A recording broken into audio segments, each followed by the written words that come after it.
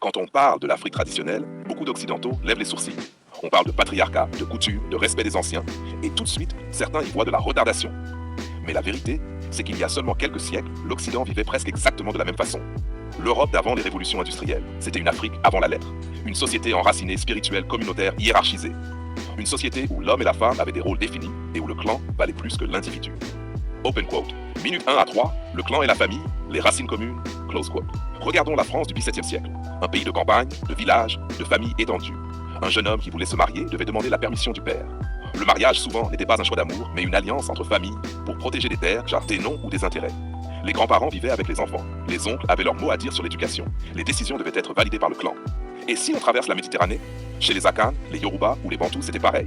La famille élargie, les anciens, le chef de lignage, tout fonctionnait autour d'un pilier central, le collectif avant le moi. Dans ces sociétés, personne ne disait « je fais ce que je veux ». Parce que la liberté individuelle n'était pas séparée de la responsabilité communautaire. On vivait ensemble, on décidait ensemble, on tombait ensemble, on se relevait ensemble. Open quote, minute 3 à 5, le patriarcat et les rôles genrés. Close quote.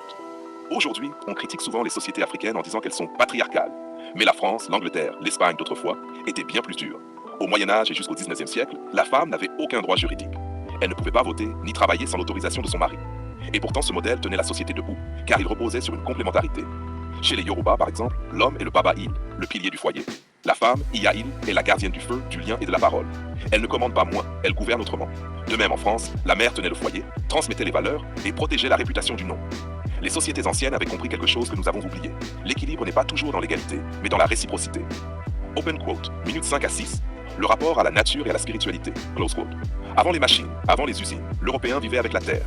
Les moissons, les fêtes du solstice, les bénédictions des champs, tout était sacré. On priait pour la pluie, on remerciait la nature. Les paysans français, bretons ou italiens, croyaient aux esprits des forêts, aux âmes des ancêtres.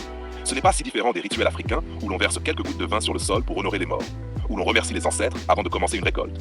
Même logique, même respect. Ce lien sacré entre l'humain, la nature et le divin, l'Occident l'a perdu en échange du progrès matériel. Open quote. Minute 6 à 7. L'autorité morale et la cohésion. Close quote. Dans l'Europe ancienne, l'autorité n'était pas bureaucratique, elle était morale. Les curés, les anciens du village, les notables, ils incarnaient la sagesse. On allait voir le prêtre comme on va voir le griot ou le chef coutumier en Afrique. Ils conseillaient, régulaient, rappelaient les règles. C'était pas la loi écrite qui faisait tenir la société. C'était la parole et la morale collective. Aujourd'hui, l'Occident a remplacé les prêtres par les juges et les anciens par les influenceurs. Résultat, on a la liberté, oui, mais plus la cohésion. On a les droits, mais plus le sens du devoir. Open quote, minute 7 à 8, ce que l'Afrique rappelle à l'Occident, close quote.